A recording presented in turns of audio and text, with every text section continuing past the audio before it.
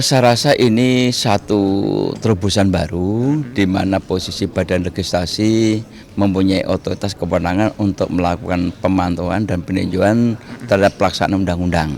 Karena kita menyadari bahwa ada beberapa undang-undang yang sudah diundangkan oleh Dewan Perwakilan Rakyat bersama pemerintah yang sampai hari ini undang-undang itu belum diimplementasikan.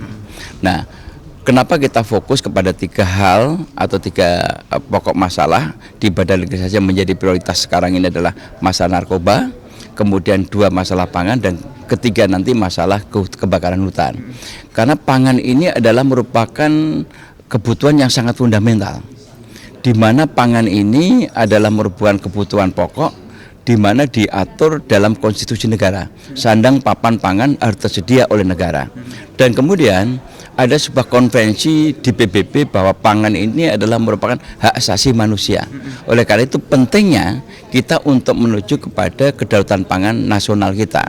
Nah, yang kedua, ini juga kita fokus ke sini karena apa? Ada sebuah editorial yang pernah kami baca di majalah internasional bahwa tahun 2050 itu akan terjadi pertumbuhan penduduk dunia itu mencapai 9 miliar. Dan kemudian hari ini penduduk dunia itu mencapai 7 miliar. Artinya ada pergeseran jumlah kenaikan penduduk yang sangat signifikan sampai 2050. Sedangkan ada pergeseran lain, karakteristik masyarakat di Eropa dan kemudian di Amerika itu juga pergeseran yang biasanya mereka makan hotdog itu juga sekarang ini sudah bergeser, kebutuhan pangan pokoknya itu adalah nasi. Sehingga ini akan ada kebutuhan-kebutuhan yang sangat meningkat. Di sisi lain juga negara-negara maju seperti Amerika dan sebagainya, China, itu sekarang sudah mempersiapkan bahwa mereka itu sedang mengkonsentrasikan pada industri pertanian untuk menuju kedaulatan pangan nasionalnya, dan mereka itu menyiapkan untuk memberikan kontribusi untuk kebutuhan pangan dunia. Nah, Indonesia adalah merupakan negara yang berpenduduk besar nomor 4 di dunia. Oleh karena itu, untuk kedaulatan pangan ini menjadi mutlak. Oleh karena itu, persoalan pangan yang sampai hari ini masih terjadi carut-marutnya harga. Kemudian tadi Pak Menteri menjelaskan ternyata bawang merah itu kita sudah surplus dan sebagainya. Bahkan untuk kenaikan ekspornya mencapai 77%, dan kemudian penurunan impor sudah sampai 80% dan sebagainya. Ini kan satu yang positif. Oleh karena itu, lembaga otoritas pangan yang diamanatkan dalam Undang-Undang Pangan nomor 18 2012 ini sampai hari ini yang harus dibentuk itu ternyata sangat terlambat. Nah, ini karena itu kita undang dari Kementerian Pertanian, Kementerian Perdagangan, dan Bulog sendiri sebagai operator.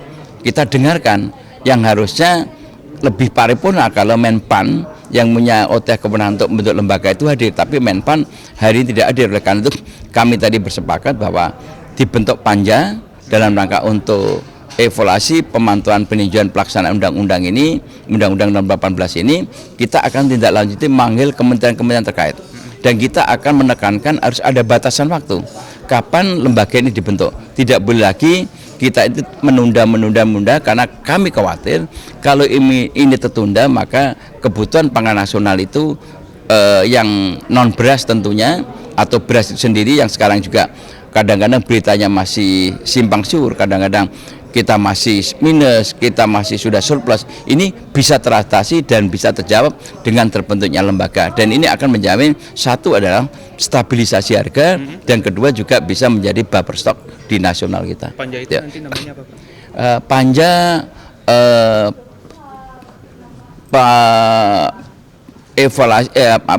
panja terhadap pengawasan pelaksanaan dan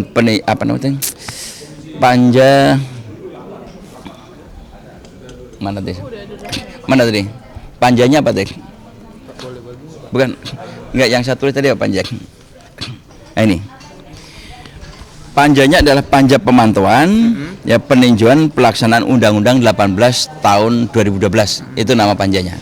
Jadi memang tugas kami adalah untuk itu. Kalau undang-undang pangan itu masalah teknis, kalau panja pangan itu teknis, itu Komisi 4, tapi kita bentuk panja itu adalah terhadap pelaksanaan undang-undang ini, karena ini adalah merupakan mandat daripada Undang-Undang MD3 yang diberikan kepada Badan Legislasi.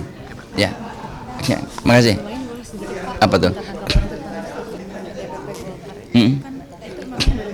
final ya Pak, atau Mm-mm. belum disahkan?